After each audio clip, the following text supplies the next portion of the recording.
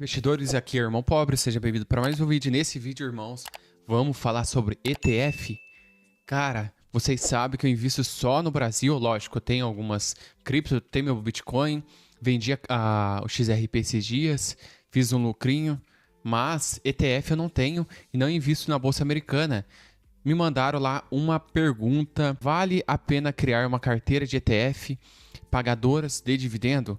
QQQI 11 e SPY 11. Então vamos falar sobre esse assunto, porque de primeira eu achei uma boa opção, tá? Eu olhei ali e falei, pô, que legal, tem um ETF que paga dividendo. Como que eles conseguem fazer isso? Então eu dei uma pesquisada, dei uma estudada aqui para vocês e eu vou trazer para quem quer receber dividendo com o ETF. Além de esse ETF ele se valorizar com o tempo, quando o S&P 500 sobe, ele se valoriza também. Só que muitas pessoas vão falar o quê? Mas para que eu vou investir em ETF pagando dividendos, sendo que eu posso abrir uma conta em alguma corretora internacional, Avenue, Nomad? E a gente percebe que essas corretoras internacionais só fazem sucesso aqui no Brasil. Cara, eu tenho que ser sincero, tá? Eu sempre trago alguma crítica aqui no meu canal. Só fazem sucesso por conta de grandes investidores que ficam divulgando. Mas divulgam por quê? Porque recebe comissão.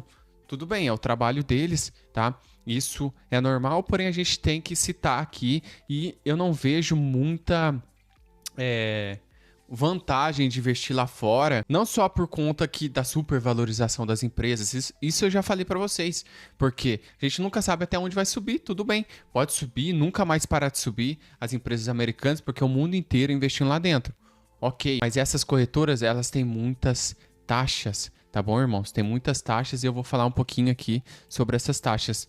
É só a gente pesquisar no Google, a gente já vê essas taxas. Será que vale a pena? O que eu percebi, um pouco dinheiro investir lá fora não vale tanto a pena. Menos de 20 mil dólares aí já não está muito valendo a pena. Por quê?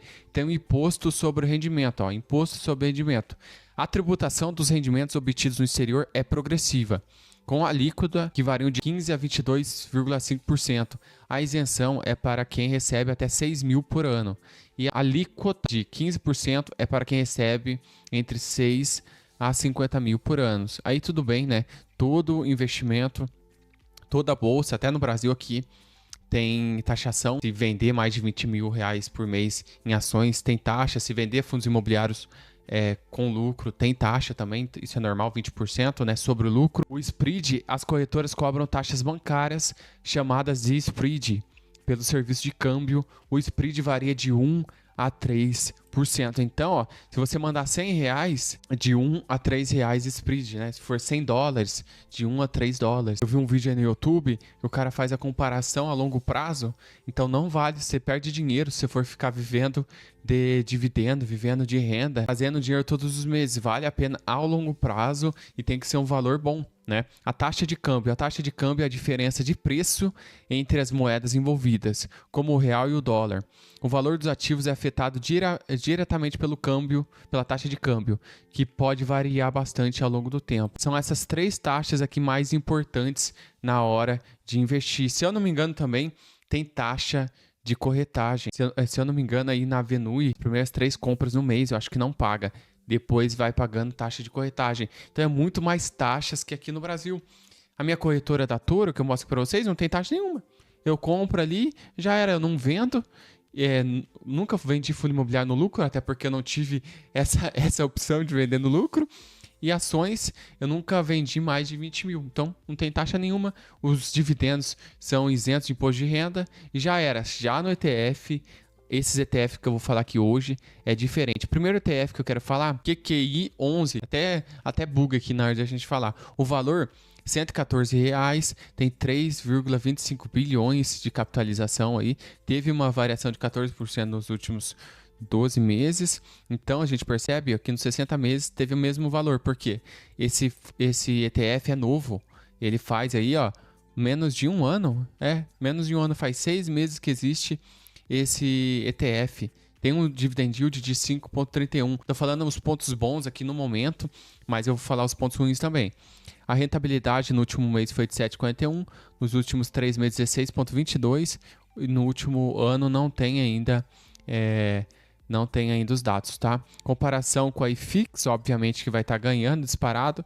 Com o CDI, ele ganhou. Com a inflação, ele ganhou.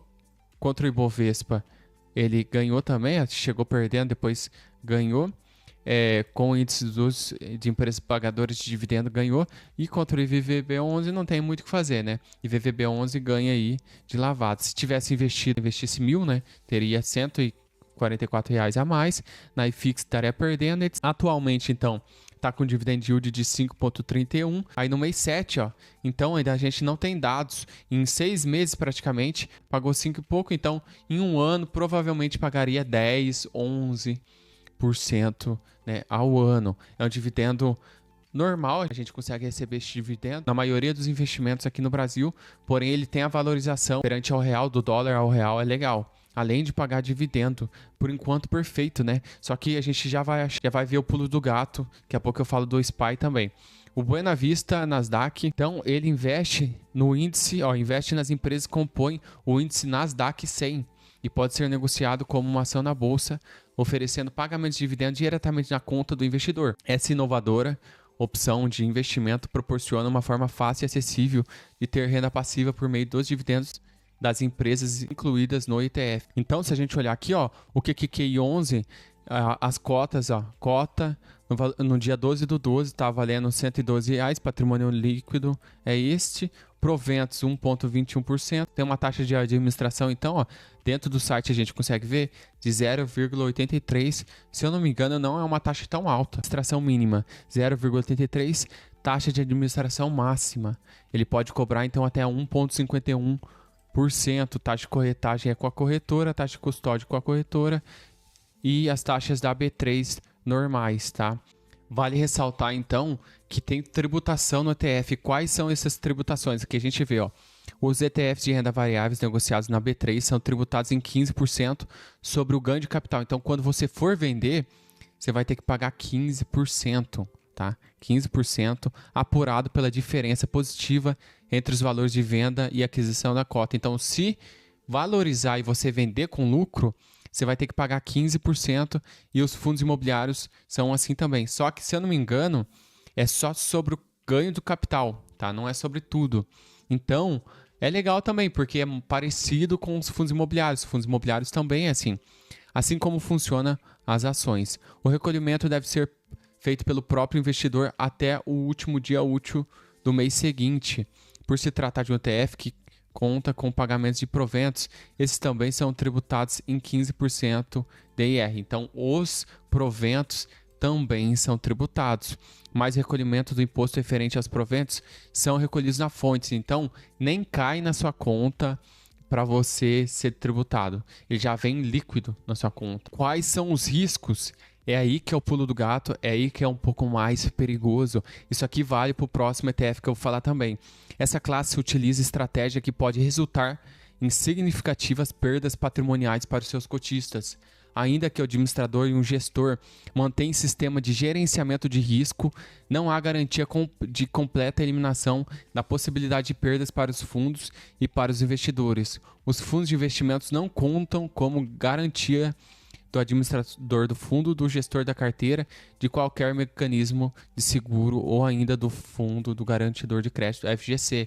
E eles fazem operações aí com as suas operações de opções, né, com seus investimentos. Então esse que é o risco. Enquanto tá subindo tudo, tá belezinha, mas quando começar a cair, se eu não me engano, eles operam comprados, né? Então as opções de compras aí para os investidores. Então tem esse risco de você ter um prejuízo ou ficar sem receber o dividendo. Então no momento é perfeito, mas tem aquele risco. Eu não vou falar que é ruim, tem uma didática legal, né? Porque seria perfeito simplesmente pagar dividendo, você investir lá fora e não ter risco nenhum. Porém tem risco, está sendo cotado a R$127, capitalização 1,2 bilhões, 31% de positividade, um dividend yield de 10,30. Então é um ETF um pouco mais antigo, né?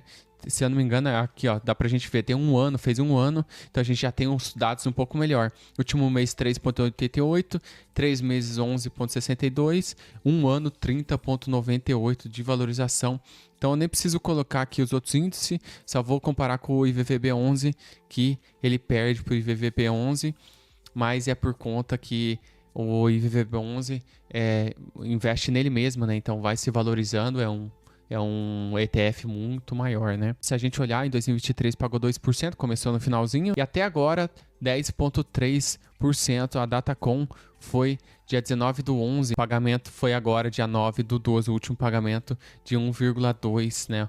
1,20, 1,27, então praticamente 1% ao mês, tá? A mesma coisa aqui, se a gente olhar, ó, taxas, vamos dar uma olhadinha nas taxas, 0,83, porém, tem aquelas taxas lá que a gente viu, que pode ser até maior, né? É o mesmo administrador, é a mesma empresa que administra o QQI 11 com o SPY 11. Se a gente olhar aqui, ó, Vortox, distribuidores de títulos imobiliários. Para mim, irmãos, qual que é o maior risco? O maior risco é o quê? Não tem como negar que a Vortox, ela já teve outros fundos imobiliários que ela geriu, né? Ela já teve fundos imobiliários geridos e ainda gere, né? Se a gente olhar aqui, fundo imobiliário HCTR11, que divulgou esse mês que não pagará dividendo, ela para mim não falar, para comprovar que para vocês que eu não tô falando merda, né? Vortox, distribuidor de títulos e valores imobiliários. Então, o HCTR era muito arriscado, a gente sabia disso. Eu já tive o HCTR, ó, há uns quase 2 anos atrás, e teve inúmeras inadimplências. Eles fizeram muitas operações de risco e aconteceu muitas inadimplências. Olha como caiu aí nos últimos 30 dias. Despencou, não caiu, né? Já vinha caindo há anos, né? Há 1 ou 2 anos já. E agora despencou aí para 17. Isso deu uma subidinha para 18,20. E o DEVA 11 também. DEVA 11 a gente lembra, né? Desse fundo imobiliário que está 26,85.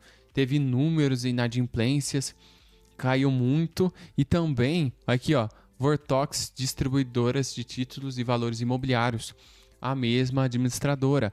O RPR11, se a gente olhar, aqui ó, tá valendo R$52 e eu vendi ele a R$89,90, tá? Há 1 ano atrás, mais ou menos, foi o último fundo imobiliário de papel que eu quis. Eu desisti dos fundos imobiliários de papel, não invisto mais em fundo de papel por conta dessa administradora, tá bom?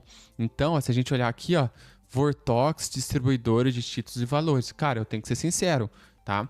TORD11, 0,90 centavos. TORD11, cara, esse aqui é a prova viva como pode falir um fundo imobiliário. Ah, nunca vi fundo imobiliário falir. Tá aqui, ó. Tá aqui a prova. Se você nunca viu, então conheça. TORD11 é administrado pela Vortox Distribuidora. Ah, mas só 4 opções? Não vale. Dá mais uma opção aí. Então tá bom, VSLH11. Vamos dar uma olhada. O Versalhes, conhecido Versalhes aqui. Quem que é administradora do VSLH11? Vortox Distribuidora. Aí eles faliram praticamente 5 fundos imobiliários e abriram 2. Estão administrando, né? Não vou falar que eles abriram, mas estão administrando 2 ETFs aí que fazem operações com opções. Na minha opinião, seria quase perfeito, porém tem esse risco e é administrado por uma gestora que fez eu perder muito dinheiro, tá? Ah, mas você que investiu porque você quis. Mas é o risco, né? Eu sabia que tinha risco mesmo. E agora você está sabendo que também tem risco nesses 2 ETFs. E eu não investiria. Eu prefiro, se eu for dolarizar a carteira, investir aí mesmo. A gente já conhece que é o IVVB11 e etc. E outros ETFs da Bolsa Americana, SP500 e etc. Ou até mesmo investir lá no que lá de fora mesmo. Abrir uma conta na corretora, mesmo com essas montes de taxas que eu falei aqui no começo do vídeo para vocês. Beleza, irmãos? Então é isso. Muito obrigado por assistir até aqui. Fui!